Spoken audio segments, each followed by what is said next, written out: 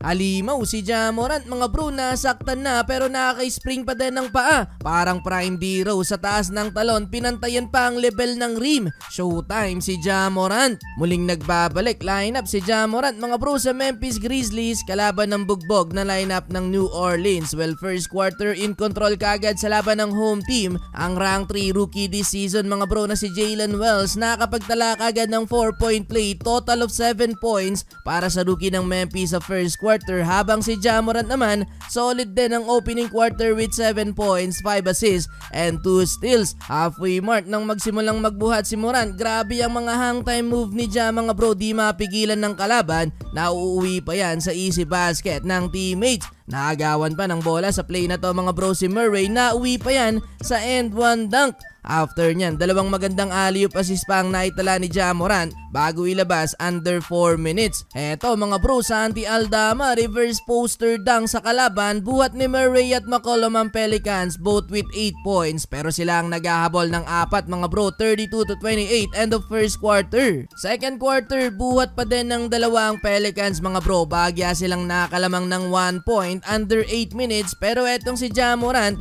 binuli ang kalaban sa play na to. Binastos pa ang dalawang defender ng Pelicans sa drive naman na to. May kasama pang foul yan mga bro, halos makoveran na ang mukha ni Morant pero naipasok pa din ang layup. Yun nga lang, dahil naka-restrict ang minuto ni Morant mga bro, inilabas din siya under 6 minute mark. Though kahit wala si Ja, nagpaula naman ng 3 ang home team kung saan 4 na sunod ang naipasok nila, 2 doon galing kay Santi Aldama. Kaya naman last 2 minutes, lobo na sa double digit ang kalamangan ng Memphis. 14 points off the bench para kay Santi Aldama, nagpahabol pa ng dunk at layup. 67-56 mga bro, Memphis up by 11. Entering the third quarter, masaya pa sa bench etong si Zion Williamson. Kahit na naghahabol ang Pelicans mga bro, nakatulog ang depensa dito ng kalaban. Di napansin ang nag-cut na si Ja Morant. Naka-spring na naman mga bro si Morant, halos pantayan na ng ulo ni Ja etong rim mga bro. Etong rookie naman ng Pelicans mga bro na si Bes Misi gustong bumawi, di nga lang nakompleto tong poster attempt kay Jackson Jr. Though in control pa din ng Memphis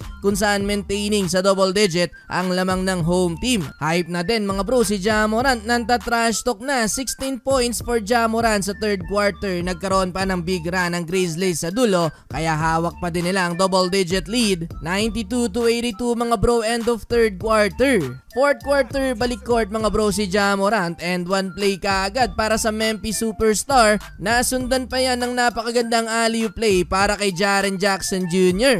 Eto pa isa mga bro, showtime dunk na sana para kay Ja Morant, na turnover nga lang ni Pippen Jr. ang bola. Well, di na nakabalik pa sa laban mga bro ang Pelicans sa uli. Panalo pa din ang Memphis Grizzlies sa likod ng 20-point game ni Ja Morant samahan ng 8 assists.